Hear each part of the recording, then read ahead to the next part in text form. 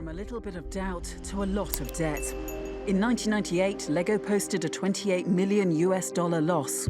It was the first time in the company's 80-year history that they hadn't turned a profit, and as a result, almost 1,000 employees were made redundant.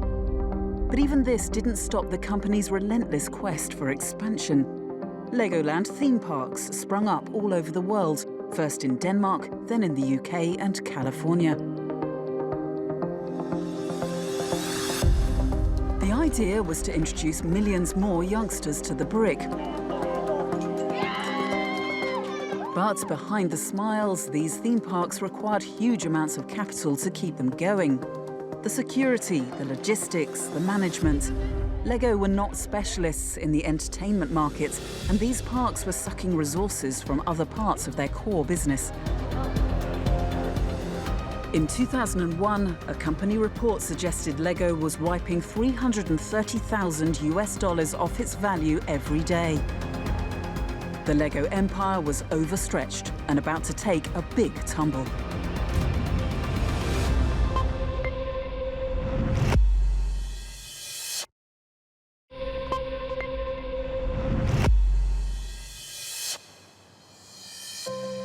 By 2000, the toy of the century was in disarray. Lego had confused growth with success, stretching their brand so wide it was at breaking point. In Denmark, Jan V. Knustop, who had joined the Lego ranks as a junior consultant in 2001, immediately recognized these problems. Lego had either expanded too much or expanded too much too fast. And with that comes a confusion about what the brand is all about. One of his first tasks was to find out why Lego was losing so much money. And I just felt that my responsibility was to try and collect input from everybody, customers, colleagues around the company, utilizing my networks to try and build as an accurate representation of the reality as the world saw it. He spent months sleuthing in every part of the organization, and the plucky 33-year-old wasn't afraid to tell it like it really is. The company sort of lost the plot.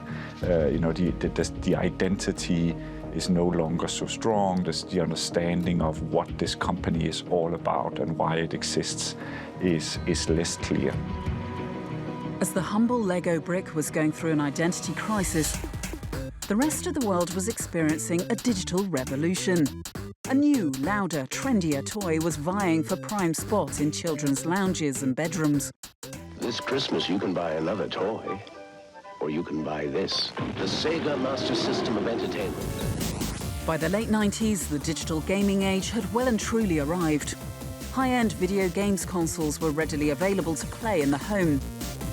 PlayStation and Nintendo targeted younger kids with aggressive advertising strategies. And I wanted something for my Nintendo 64. And they succeeded. The traditional toy market stagnated, and it caused Lego to panic. I think Lego lost confidence in children. There was a feeling that kids had changed from where we came from maybe in the 80s. That kids wanted to be more cool all the time and play video games and be outside on a skateboard with a ghetto blaster on the shoulder and didn't really want to play with Lego. There was a big fear at the time. Henrik Andersen joined Lego over 20 years ago. Since then, he's designed some of the most successful and iconic Lego sets. None more so than the Lego City range. Based on everyday life, ambulances, trucks, fire stations, schools, its simplicity and realism made it one of Lego's longest-running and profitable sets. It's actually the biggest box I ever got as a child, which is the first Lego City airport, and I played a lot with this model. When I opened this box for Christmas that year, I think it's the only time I've ever screamed when I opened up a Christmas present because I was so surprised to get this. It had all the new cool elements. It was a whole new product line. So it was just amazing. It was much more than I hoped for.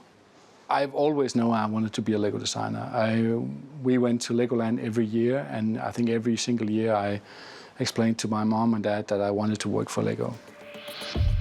But now, compared to the astonishing new technology video games had to offer, Lego was made to seem old-fashioned. In a drastic attempt to appeal to the video games generation, the LEGO City range was scrapped. It was replaced with a stronger, masculine, all-American crime-fighting hero. Enter Jack Stone from LEGO. He saves the day using the most advanced weapon in the world, his brain. Back in the basement, Jack Stone is one memory LEGO is not so keen to dig up.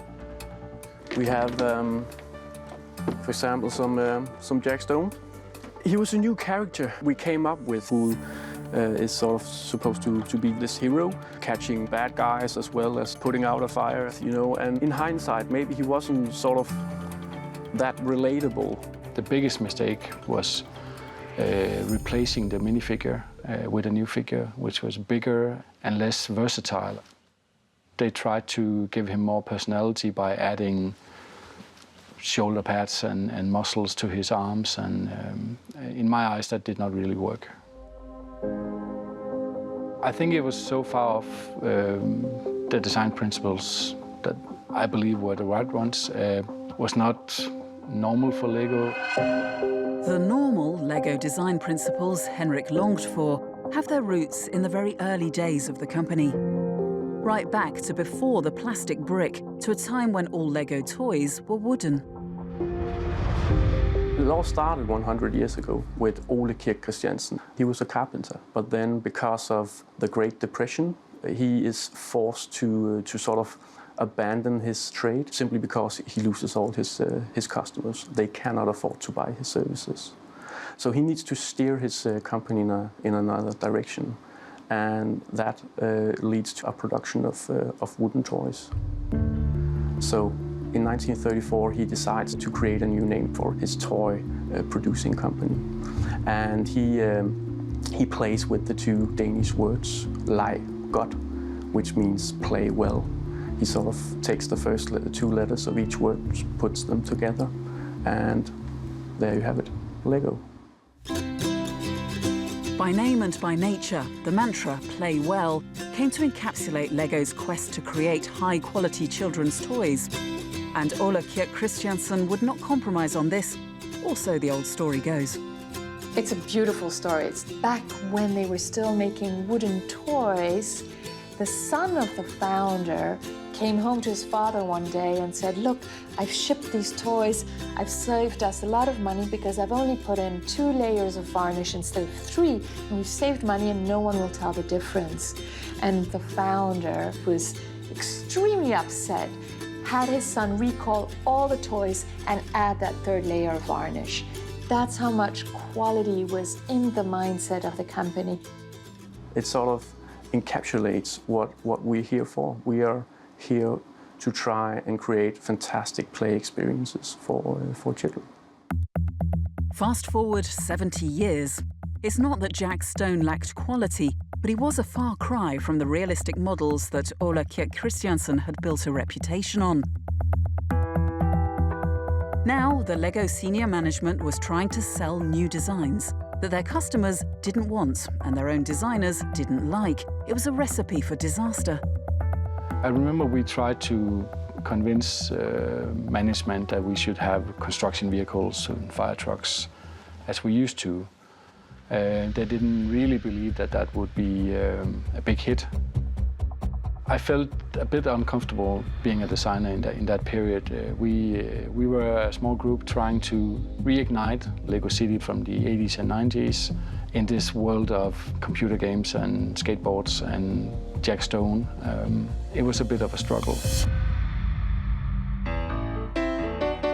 If the designers themselves were struggling to get excited about the sets, imagine how the fans felt about them. In 2002, sales fell by 28% in Asia. And in Singapore, a committed LEGO fan base were alienated. No, not children, but adults. Affectionately known as AFOLs, adult fans of LEGO, Titan Creations is a community of Singaporeans who love building with the brick. To a very professional standard, of course. This is as close to the real thing as you can get using LEGO pieces. And a set like this, it will easily cost about close to $600. It consists of 2,700 pieces and it would take about 50 hours at least for an expert modeler to actually build this. You kind of get into a zone that you will forget about eating, sleeping, anything that will disturb you from completing this set. Ivan's model will take centre stage on display at the local Lego store, and it's already attracting some attention. It works like a real car. You can touch the steering wheel. It moves left and right, like that, as you move the wheel. The accuracy of the model speaks for itself. It's not only a toy for kids, it's also something that the adults will take it as a display set. So what did this superfan think of Jack Stone and Lego's products in the 90s? I didn't buy any of the sets during that period of time.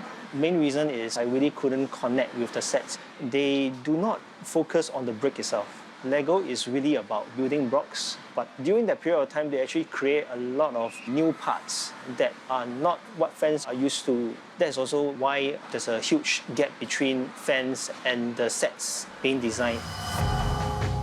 By February 2003, massive retailers such as Toys R Us were choking on a backlog of unsold Lego sets. Back in the Danish HQ, Jan V. Knustop's fact-finding mission was uncovering some harsh truths. He heard directly from Lego's top retailers. They felt we had lost edge and we couldn't deliver on time. Inventory turns were too low. So in other words, they kept Lego because they liked it and they felt it was important for them to have that in their stores, but they didn't really make money from it, so it's not something they were betting on. By October 2003, Knustop was ready to present his research paper to the board of executives. He was prepared to put his career on the line by telling the board that the emperor had no clothes. I sat down and wrote this memo, and actually I started, the first line of the memo was that the most important principle in business is to face reality and see it as it really is. It was a very severe implication. The paper predicted that the company's economic circumstances were a lot worse than they had been seen as before. This pessimism was shared by the company's designers. They would say that maybe there's no Lego tomorrow. The whole mood of the company and all the staff, it was not good. Everybody knew what was going on, and everybody was scared every time we were told that there would be layoffs. The paper claimed that the company would do even worse in 2004 than 2003, and that every day since 1993 up until and including the year 2003, the company had not created any value. Lego was very close to bankruptcy. The company was bleeding cash. Before the meeting, the chairman called me and he said, "I've read your paper 3 times. Are you really serious?" Inside the boardroom, the most important meeting in Lego's history was about to take place. Some members of top management said, "This is not really how we see things, and we think his predictions about the future are wrong." There was a sense that my eagerness to sort of portray reality that was probably a bit naive about how the paper would be received, and that, of course, could have consequences.